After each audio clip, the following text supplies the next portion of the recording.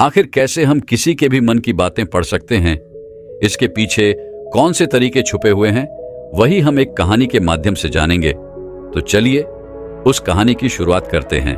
दोस्तों, किसी के भी मन की बातें जानने के लिए 3 तरीके होते हैं, लेकिन इन तीनों तरीकों को समझना अति आवश्यक है। बहुत समय पहले की बात है, एक छोटा सा गांव था। उस गांव में 2 भाई रहा करते थे।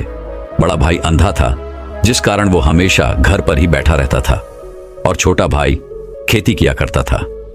लेकिन खेतों में अधिक जानवर आने से पूरी फसलें नष्ट हो जाती थीं, जिस कारण छोटा भाई बहुत परेशान हो चुका था। तभी उसे एक तरकीब सूझी। एक दिन उसने सोचा, खेतों में से इन जानवर को भगाने के लिए क्यों ना मैं अपने बड़े भाई की मदद लूं। वैसे भी बड़े भाई अंधे हैं, अगर वह खेत में बैठे रहेंगे और जानवरों की आहट आने पर वह उन्हें जोर से चिल्लाकर भगा सकते हैं, जिससे हमारी फसलें बच सकती हैं। इसलिए उन्हें मैं खेत में बिठा देता हूं। यह सब सोच विचार करने के बाद उसने अपने खेत में ही एक छोटी सी झोपड़ी तैयार की और अपने अंधे भाई को उस खेत में बिठा दिया और उनसे कहा, भैया, यदि कोई जानवर की आहट आपको सुनाई दे तो आप जोर जोर से चिल्लाना। यह सुनकर वह जानवर यहां से भाग जाएंगे और हमारी फसलें नष्ट होने से बच जाएंगी। बड़ा भाई अपने छोटे भाई की बात मान लेता है और वह उस दिन से खेत में ही रहना शुरू कर देता है। जब भी किसी जानवर की आहट उसे सुनाई देती तो वह तुरंत जोर जोर से चिल्लाना शुरू कर देता, जिससे वह जानवर उसके खेतों से भाग जाते। ऐसा करते करते कई दिन बीत चुके थे। तभी एक दिन उसके खेत में एक हिरण भागता हुआ आता है और वह खेत के बांध को तोड़कर वहां से भाग गया। लेकिन उसी हिरण का पीछा करते हुए एक राजा भी उस खेत में आ पहुंचा। तभी राजा की नजर उस संदेह भाई पर पड़ती है। राजा उस व्यक्ति से कहता है, देखो, मैं यहां पर एक जानवर का पीछा करते हुए आया हूं। क्या तुमने उस जानवर को यहां पर देखा है? इस पर वह व्यक्ति कहता है, हे राजन, मैं तो अंधा हूं, मैं भला किसी जानवर को कैसे देख सकता हूं? लेकिन मैं आपको इतना जरूर बता सकता हूं कि जो जानवर मेरे खेतों से होकर भागा है वह आपके लायक नहीं है। आप उसके पीछे अपना समय यूं ही व्यस्त कर रहे हैं। राजा उस अंधे व्यक्ति की बात सुनकर बड़ा अचरज में पड़ गया। वह यह सोचने लगा कि आखिर यह तो अंधा है, फिर इसे कैसे पता कि जिस हिरण को मैं तलाश रहा हूं वह हिरण मेरे लायक है ही नहीं। यह अंधा व्यक्ति मुझे कैसे बता सकता है? तभी राजा उस अंधे व्यक्ति से कहता है, कहीं तुम मुझसे झूठ तो नहीं कह रहे? एक तरफ तुम ये कहते हो कि तुम अंधे हो और दूसरी तरफ तुम ये भी कह रहे हो कि जो जानवर यहां से भागा है वह मेरे लायक नहीं है। इस पर वह अंधा व्यक्ति कहता है, हिरण्या, जिसे आप एक हिरण समझ रहे हैं, असल में वह एक हिरण नहीं है बल्कि एक हिरणी है, और वह भी गर्भवती है। और जहां तक मुझे ज्ञान है, मैंने कभी किसी राजा को किसी गर्भवती हिरणी का शिकार करते हुए नहीं सुना है, और इसी कारण मैं आपसे यह कह रहा हूं कि वह हिरणी आपके लायक नहीं है। आप उसके पीछे अपना समय व्यर्थ ना करें। यह सुनकर राजा और भी अचरज में पड़ गया। वह यह सोचने लगा कि आखिर यह अंधा आदमी यह कैसे जान सकता है कि वह हिरणी है और गर्भवती है। राजा कुछ देर सोच विचार करने के बाद अपने सेनापति से कहता है, सेनापति जी, मुझे वह जानवर जिंदा चाहिए, क्योंकि मुझे यह पता करना है क्या वह हिरणी है और क्या वह गर्भवती है, क्योंकि यह अंधा आदमी बहुत विश्वास के साथ कह रहा है और मुझे इस बात की पुष्टि करनी है। यदि वह हिरणी हुई और गर्भवती हुई तो वह हमारे शिकार के लायक नहीं है, क्योंकि हम तो एक हिरण का पीछा कर रहे थे। इसलिए जाओ और पता करो कि क्या वह हिरणी है। सेनापति राजा से आज्ञा लेकर आगे की ओर बढ़ चलता है, और कुछ देर बाद जब वह वापस लौट कर आता है तो वह राजा को कहता है, हे राजन, इस अंधे आदमी ने जो भी बातें कही हैं वह बिल्कुल सही हैं। वह एक हिरणी ही है और वह गर्भवती भी है। यह सुनकर राजा आश्चर्यचकित रह गया। उसे समझ नहीं आ रहा था आखिर अंधा आदमी कैसे पता कर सकता है कि वह जानवर एक है और तो और वह गर्भवती है। भला एक अंधा आदमी यह कैसे देख सकता है, यह कैसे जान सकता है, फिर इसे यह कैसे पता चला? ऐसे कई सारे प्रश्न अब राजा के मन में उमड़ने लगे। अब राजा ने यह ठान लिया था कि मुझे इस बात की तह तक पहुंचना ही है कि आखिर यह अंधा आदमी कैसे जानता है कि वह जानवर एक हिरणी है।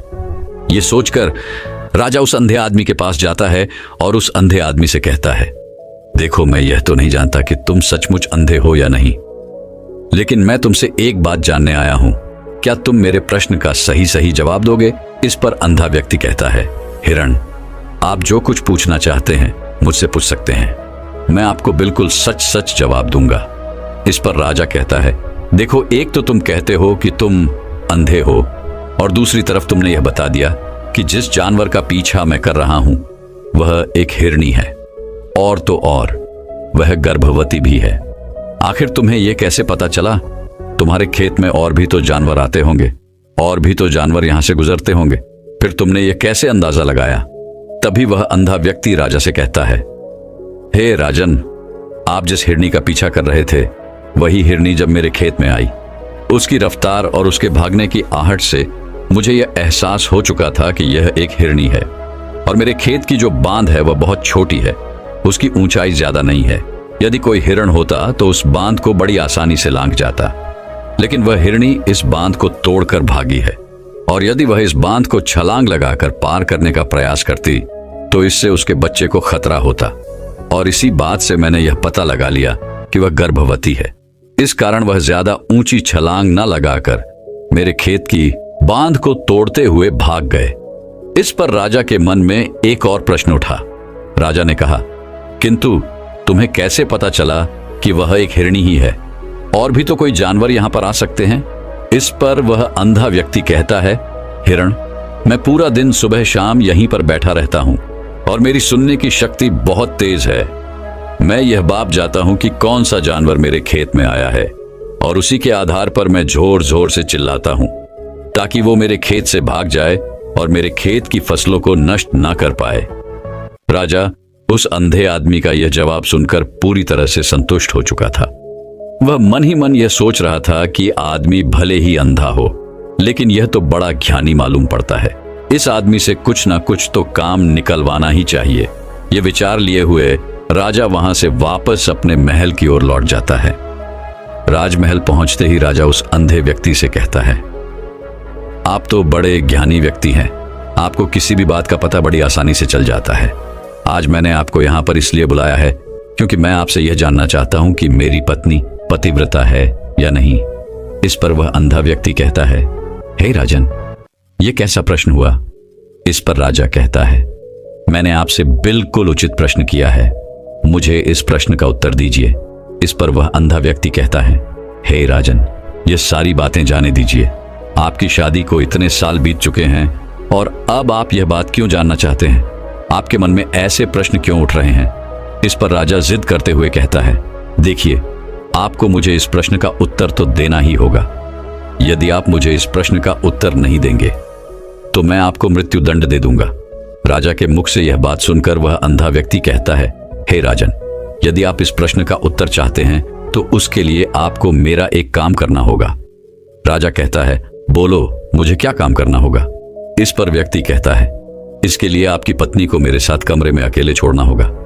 उस अंधे व्यक्ति की यह बात सुनकर राजा पहले तो क्रोधित हो जाता है, लेकिन फिर कुछ सोच विचार करने के बाद वह उस व्यक्ति की बात मान लेता है और अपने सेनापति को आदेश देता है, सेनापति जी, इस व्यक्ति को और मेरी पत्नी को एक कमरे में कुछ देर के लिए अकेला छोड़ दे। सेनापति बिल्कुल वैसा ही करता है। अब राजा की पत्नी और अंधा आदमी एक कमरे में बंद हो चुके होते हैं। तभी वह अंधा आदमी राजा की पत्नी से कहता है, मुझे आपको छूना है। इस बात पर रानी अत्यधिक क्रोधित हो जाती है और उस अंधे आदमी को वह पकड़ पकड़ कर पीटने लगती है, कभी हाथों से तो कभी लातों से तो कभी पटक पटक कर। इस तरह से उन्होंने उस अंधे आदमी की खूब पिटाई की। उसके बाद किसी तरह से वह अंधा आदमी अपनी जान बचाकर वहां से भाग निकलता है और वह राजा के पास पहुंचता है और वह राजा से कहता है, हे राजन, आपकी पत्नी पतिव्रता नहीं है। यह बात सुनकर राजा अत्यधिक क्रोधित हो उठता है और राजा अपनी तलवार निकालकर सीधा अपनी पत्नी की ओर जाता है और क्रोधित होकर वह अपनी रानी से कहता है, रानी जी, आज मैं जो भी सवाल आपसे करने वाला हूं उसका मुझे सच सच जवाब दीजिएगा, और यदि आपने एक शब्द भी झूठ कहा तो मैं आपका अभी के अभी सिर धड़ से अलग कर दूंगा। तभी आगे वह राजा कहता है, मुझे बताइए, क्या आप पतिव्रता हैं या नहीं? इस पर रानी कहती है, हे राजन, आप भले ही मुझे जान से मरवा दीजिए, लेकिन मैं पतिव्रता नहीं हूं। राजा यह बात सुनकर बहुत खुश हुआ, क्योंकि उस अंधे आदमी ने जो भी कहा था वह बिल्कुल सच था। यह बात सुनकर तुरंत ही राजा उस आदमी के पास पहुंचता है और आकर उस अंधे आदमी से कहता है, तुम्हें कैसे पता चला कि मेरी पत्नी पतिव्रता नहीं है? इस पर वह अंधा आदमी कहता है, हिरण, बड़ी सीधी सी बात है। मैंने तो आपकी पत्नी से बस इतना ही कहा था कि मुझे आपको छूना है, और इस बात पर वह इतना क्रोधित हो उठी कि उन्होंने गुस्से में आकर मुझे लात घूंसों से पीटना शुरू कर दिया। और भला कोई औरत किसी और मर्द को कैसे छू सकती है? लेकिन उन्होंने ना आव देखा ना ताव, बस लाख घूंसे मुझ पर बरसाने शुरू कर दिए। वह भी तो एक छूना ही हुआ, और एक पतिव्रता नारी कभी भी पराये मर्द को नहीं छूती। जब मैंने उसे छूने के लिए कहा था तो वह उस वक्त मुझे मना कर सकती थी, लेकिन उन्होंने तो मुझे पीटना शुरू कर दिया, और देखते ही देखते उन्होंने मेरे पूरे शरीर को छू लिया। अब आप ही बताइए, ऐसी स्त्री भला पतिव्रता कैसे हो सकती है? इस पर राजा कहता है, तुम तो बड़े ज्ञानी मालूम पड़ते हो। अच्छा ठीक है, चलो तुम मेरे एक प्रश्न का और जवाब दो। यदि तुमने मुझे इस प्रश्न का सही सही जवाब दे दिया तो मैं तुम्हें यहां से जाने दूंगा। आगे राजा उस अंधे आदमी से कहता है कि तुम मुझे यह बताओ, क्या मैं सच में अपने पिताजी का ही बेटा हूं या फिर किसी और का? इस पर वह अंधा भी कहता है, हे राजन, इस बात से आपका क्या लेना देना? आप किसी की भी औलाद हो, आखिर आप हैं तो इस राज्य के राजा, इसलिए इस प्रश्न को जाने दीजिए। लेकिन राजा कहता है, नहीं नहीं, मुझे इस प्रश्न का सही सही जवाब चाहिए, अन्यथा यह प्रश्न मुझे हमेशा परेशान करता रहेगा, इसलिए मैं इसका सही सही जवाब जानना चाहता हूं। यदि तुम इसका सही सही जवाब दे देते हो, तुम यहां से जा सकते हो, मैं तुम्हें नहीं रोकूंगा। इस पर वह अंधा आदमी कहता है, हे राजन, इसके लिए तो मुझे आपके मां के पास भी जाने की कोई आवश्यकता नहीं है। मैं आपको अभी अभी ये बता सकता हूं कि आप किसकी औलाद है, लेकिन उससे पहले मैं चाहता हूं कि आप मुझसे एक वादा करें कि आप मुझ पर क्रोध नहीं करेंगे। राजन ने कहा, मैं तुमसे वादा करता हूं, मैं तुम पर क्रोध नहीं करूंगा। इसके बाद वह अंधा आदमी राजा से कहता है, हे राजन, आप हैं तो अपने ही पिता के पुत्र, लेकिन आप पर एक कंजूस सेठ की छाया पड़ी हुई है। ये सन्न राजा बहुत क्रोधित हो उठा और वह तुरंत तलवार निकालकर अपनी मां के पास जा पहुंचा। वह वहां पर पहुंचने के बाद अपनी मां से कहता है, मां, मुझे सच सच बताइए, क्या मैं अपने ही पिता का पुत्र हूं या नहीं? यदि आपने मुझे सही सही नहीं बताया तो वह यहीं पर अपने प्राण त्याग दूंगा। मुझे बताओ क्या सच है? इस पर उस राजा की मां कहती है, बेटा, तू है तो अपने ही पिता का पुत्र, लेकिन तुम्हारे ऊपर एक कंजूस सेठ की छाया पड़ी हुई है। जब मैं एक बार नहाने के बाद अपना मुंह आईने में देख रही थी, तभी उस कांच के पीछे मुझे कंजूस सेठ नजर आता है और उसी की छाया तुम पर पड़ चुकी है। यह सन राजा बहुत खुश हो जाता है और वह तुरंत दौड़ा दौड़ा वापस उस अंधे आदमी के पास पहुंचता है और उस अंधे आदमी से कहता है, तुम्हें यह कैसे पता चला कि मुझ पर एक कंजूस सेठ की छाया पड़ी हुई है? इस पर वह आदमी कहता है, हे राजन, आपने मुझसे कई सारे सवाल पूछे जिनका जवाब मैंने आपको सही सही दिया है। यदि कोई और राजा होता तो मुझे इसके बदले में ढेरों सारे इनाम मिल चुके होते, लेकिन अब तक आपने एक फुटी कौड़ी तक नहीं दी है। इस बात से ही मैंने अंदाजा लगा लिया था कि आप बहुत कंजूस हो।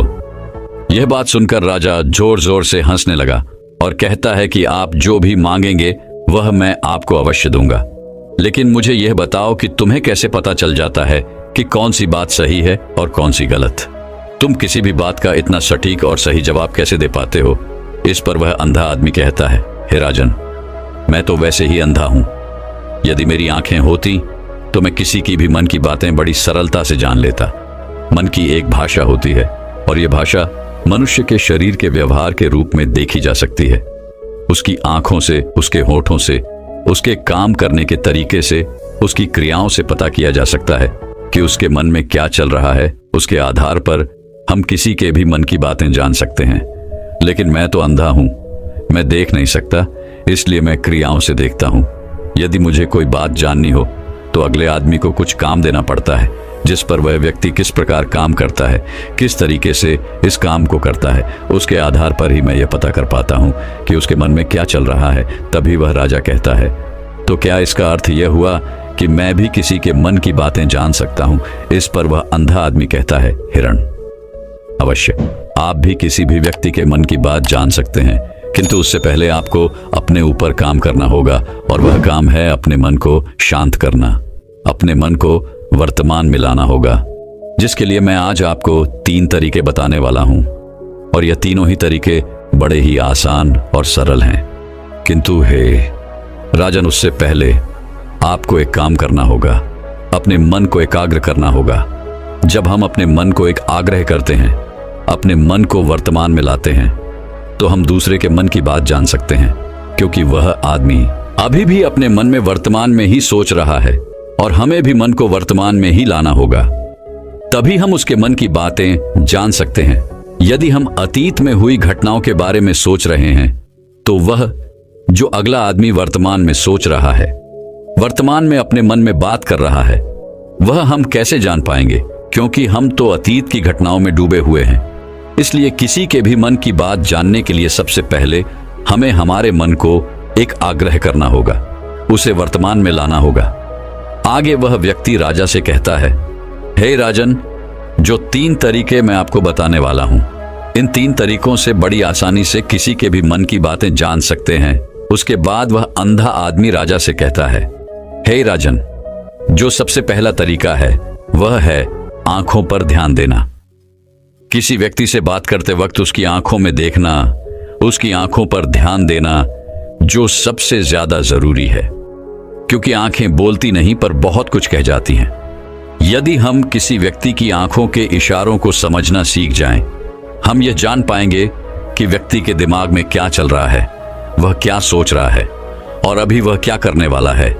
मेरे पास आंखें नहीं हैं, लेकिन मैंने अपने गुरु से यह विद्या सीखी है, क्योंकि बहुत सालों पहले मेरे पास आंखें थीं और मैं उस वक्त लोगों के मन की बातें केवल उनकी आंखों से ही जान लेता था। इसलिए यदि आप भी दूसरों की मन की बातें जानना चाहते हैं, तो आपको भी उनकी आंखों पर गौर करना चाहिए। जैसे कि उनका आकार कैसा है, वह कब, कहां और किधर देख रहे हैं। यदि उसकी आंखें यहां वहां घूम रही हैं, जब आप उससे बातें कर रहे हैं, तो वहां वह इधर उधर मोड़ रहा है, कभी ऊपर तो कभी नीचे, या कभी आसपास, या फिर उसकी आंखें खुश नजर आ रही हैं या फिर आंखें निराश नजर आ रही हैं। जैसे कि चोर होता है, उसकी आंखों में जब हम देखते हैं तो हमें यह पता चलता है कि अगले आदमी ने कोई गलती की है। ठीक उसी प्रकार जब हम किसी 4 व्यक्ति की आंखों में देखते हैं, तो आपको पता चलेगा कि उसकी आंखों में एक भाषा होती है, एक बहुत ही सीधा और आसान तरीका होता है। यदि आपको यह पता लगाना है कि सामने वाला व्यक्ति आपसे झूठ कह रहा है या फिर सही, तो आपको उसकी आंखों पर ध्यान देना अति आवश्यक है। यदि आपसे बात करते वक्त वह व्यक्ति अपनी आंखें यहां वहां घुमा रहा है, ऊपर नीचे, इधर उधर, दाएं बाएं, हर जगह देख रहा है, तो इसका अर्थ यह हुआ कि वह उस बात से निकलने का कोई रास्ता ढूंढ रहा है और कोई झूठ बना रहा है। यदि सामने वाला व्यक्ति आपसे कुछ झूठ कहने का प्रयास कर रहा है, तो वह आपसे नजर नहीं मिलाएगा। वह यहां वहां देखेगा, ऊपर नीचे देखेगा, लेकिन वह आपकी आंखों में आंखें डालकर कभी नहीं देख पाएगा, क्योंकि उसे डर है यदि उसने आपकी आंखों में आंखें डालकर देखी तो उसका झूठ पकड़ा जाएगा और लोगों को सच्चाई का पता चल जाएगा। और इसी प्रकार कुछ और भी भाषाएं होती हैं। जब आप किसी की आंखों में आंखें डालकर यह देखना शुरू कर देंगे कि उसके हाव भाव क्या है, ठीक उसी प्रकार चेहरे के हाव भाव होते हैं, जिससे हम मन की बातें बड़ी आसानी से समझ सकते हैं, और इन्हें भी समझना बहुत जरूरी है। कभी कभी कोई व्यक्ति अपने चेहरे से, जैसे आंख, होंठ और बहुत से कुछ अलग अलग व्यवहार करता है। यदि आप किसी व्यक्ति के चेहरे में गौर करेंगे, तो आप आसानी से समझ पाएंगे कि वह व्यक्ति निराश है। जब व्यक्ति बहुत उदास है, या फिर वह बहुत खुश है, या फिर उसे कोई बहुत बड़ा दुख है, वह अपने अंदर क्या महसूस कर रहा है, ये सारी बातें हम उसके चेहरे के हाव भाव से पता कर सकते हैं। फिर चाहे इंसान जुबान से कुछ बोले या ना बोले, लेकिन आप उसके चेहरे से सब कुछ पता कर सकते हैं। आगे व्यक्ति राजा से तीसरा तरीका बताते हुए कहता है, हे राजन, इसी प्रकार तीसरी भाषा भी है, अर्थात तीसरा तरीका भी है, और वह है हाथों के इशारे और शरीर का व्यवहार। मन की बात समझने के लिए हमें हाथ के इशारे और शरीर के व्यवहार को समझना बहुत आवश्यक है। कोई व्यक्ति जब बात करता है तो आपने देखा होगा कि वह अपने हाथों को हिलाता रहता है, अपने हाथों से इशारा करता रहता है। बातों के साथ साथ अपना शरीर का जो व्यवहार है, अर्थात बॉडी लैंग्वेज, उसका भी पूरा उपयोग करता है, जिससे हमें यह पता चल पाता है कि वह व्यक्ति हमारी बातों पर कितना ध्यान दे रहा है और उसके मन में क्या चल रहा है। शरीर के व्यवहार को देखने के लिए उसके हाथ मटकाने, शरीर मटकाने और चेहरे पर बार बार हाथ लाने, हाथों का एक दूसरे से मसलना, ऐसी बहुत सी क्रियाएं होती हैं। उस पर हमें ध्यान देना अति आवश्यक है। मन की बात को समझने के लिए हमें शरीर के व्यवहार को भी समझना पड़ता है। यदि हम इन 3 तरीकों को सही तरीके से ध्यान देकर इन 3 तरीकों को अच्छे से समझ लेते हैं तो हम बहुत जल्दी किसी भी व्यक्ति के मन की बातें बड़ी सरलता और सहजता से जान सकते हैं। इसलिए यदि आपको किसी के मन की बातें जानी हैं तो आपको उसकी आंखों पर, उसके चेहरे पर, उसके शरीर के हाव भाव को और उसके हाथों को ध्यानपूर्वक देखना और समझना होगा, जिससे आप यह समझ पाएंगे कि आखिरकार उसके मन में क्या चल रहा है और वह क्या सोच रहा है। लेकिन उनसे पहले आपको अपने मन को एकाग्र करना होगा, शांत करना होगा और अपने मन को वर्तमान में लाना होगा। तभी आप उस व्यक्ति की इन सभी क्रियाओं पर ध्यान दे पाएंगे, उन्हें समझ पाएंगे। अन्यथा आप यदि अतीत की घटनाओं में व्यस्त हैं, भविष्य की योजनाओं में व्यस्त हैं, तो आप उस व्यक्ति के हाव भाव पर कभी ध्यान ही नहीं पाएंगे और ना ही आप कभी यह समझ पाएंगे कि आखिर उस व्यक्ति के मन में क्या चल रहा है, वह क्या सोच रहा है। आपने देखा होगा कि ऐसे कई बड़े संत महात्मा हैं जो बड़ी ही शांति से आपको देखते हैं और आपको देखकर ही ये बता देते हैं कि आपके मन में क्या चल रहा है, आप उनसे क्या जानने आए हैं। और इसका सबसे बड़ा प्रमुख कारण यही है कि वह आपको पढ़ सकते हैं, आपको समझ सकते हैं, आपकी मन की बातें जान सकते हैं, क्योंकि उनका मन एकाग्र है, शांत है और यही कारण है कि वह आपके मन की बातें बड़ी सरलता से समझ जाते हैं। तो दर्शकों, अब चलिए हमारे अगले कहानी की शुरुआत करते हैं। आज की कहानी है एक भिक्षु की। भिक्षु वह होता है जो सब कुछ त्याग देता है और एक चीज को अपना लक्ष्य बना लेता है। किसी व्यक्ति के भिक्षु बनने के पीछे एक बड़ी वजह होती है। कोई भी भिक्षु ऐसे ही नहीं बन जाता। उस व्यक्ति के भिक्षु बनने के पीछे भी एक बड़ी वजह थी। भिक्षु बनने से पहले उस व्यक्ति के मन ने उसे कई गलत काम करने पर मजबूर किया था। उसने कई पाप किए थे। वह व्यक्ति अपने मन के अनुसार चलने लगता है। उस व्यक्ति के मन ने उसे अपना गुलाम बना रखा था और वह अपने मन का दास था। जीवन में हर सुख और संपदा प्राप्त करने के बाद भी उस आदमी के दिल में बहुत दर्द था और यह मानसिक अवस्था ही उसे एक भिक्षु बना देती है। भिक्षु बनने के बाद व्यक्ति सांसारिक पीड़ा से मुक्त हो जाता है, जंगल में रहने जाता है, अलग अलग प्रकार की ध्यान और अभ्यास करता है, भिक्षा से भीख मांगकर खाना खाता है और फिर अकेलापन और शांति से ध्यान करता है। लेकिन फिर भी उस व्यक्ति का मन शांत नहीं है, वह बेचैन और परेशान होकर रहता है। यहाँ एक बात समझनी चाहिए, जैसा कि हम सभी जानते हैं, ध्यान किसी भी आध्यात्मिक यात्रा या आत्म सुधार की शुरुआती चरण होता है। इसे शुरू किया जाता है जब आपका मन शांत हो, जब हमारा मन हमारी बात सुनता है। लेकिन उस भिक्षु का मन न तो शांत है और न ही उसकी बात सुन रहा है। उस भिक्षु के मन में एक बात बैठ गई थी कि मन को नियंत्रित करना संभव है। लेकिन फिर एक दिन वह भिक्षु एक व्यक्ति से मिलता है जो न तो भिक्षु है और न ही एक बुद्धिमान व्यक्ति है। वह एक साधारण सा चरवाहा था जो भेड़ बकरियों को चलाता था। उसका नाम गोपाल था, जो जंगल में भेड़ बकरियों को चलाने में लगा था। गोपाल उससे पूछता है, क्या मैं आपकी मदद कर सकता हूं? आप बहुत चिंतित दिख रहे हैं। पिछले कई दिनों से देख रहा हूं कि आप बहुत बेचैन हैं। अगर आप चाहें तो मैं आपकी मदद कर सकता हूं। भिक्षु ने गोपाल की बात सुनते ही हंसते हुए कहा, भला तुम मेरी मदद कैसे कर सकते हो? तुम संसारी हो और तुम मोह माया और संसार से जुड़े हुए हो। मैंने सब कुछ छोड़ दिया और जंगल में आया, फिर भी मेरा मन मेरे वश में नहीं है। गोपाल कहता है कि हाँ, मैं तुम्हें सिखा सकता हूं, मुझे अपने मन को वश में करना आता है। वह चरवाहा कहता है, मन को वश में करने के लिए सभी वस्तुओं का त्याग करने की आवश्यकता नहीं है, ना ही जंगल में आकर रहने की जरूरत है। मन को वश में करने के लिए बस एक चीज को छोड़ना सबसे जरूरी है। वह भिक्षु उस चरवाहे से पूछता है, वह एक चीज क्या है? चरवाहा कहता है, वह एक चीज है गलत जानकारी। आज तक हमारे भीतर जो भी जानकारी गई है उसी ने हमारे मस्तिष्क और मन का निर्माण किया है। सन्यासी उस चरवाहे से पूछता है, परंतु वह कैसे? वह चरवाहा समझाते हुए कहता, मान लो तुमने आज तक अपने जीवन में सेब का फल ही नहीं खाया है, तुम्हें सेब के स्वाद के बारे में कुछ भी नहीं पता, तो क्या तुम्हारा मन कभी सेब खाने को कर सकता है? नहीं ना? इसीलिए हमारे मन का निर्माण जानकारी से होता है। वह सन्यासी चरवाहे की बात से प्रभावित हो जाता है और कहता है, क्या तुम मुझे थोड़ा और विस्तार में बता सकते हो इसके बारे में? गोपाल भिक्षु को बताता है कि अगर तुम अपने मन को नियंत्रित करना चाहते हो तो मेरी बातें ध्यान से सुनो।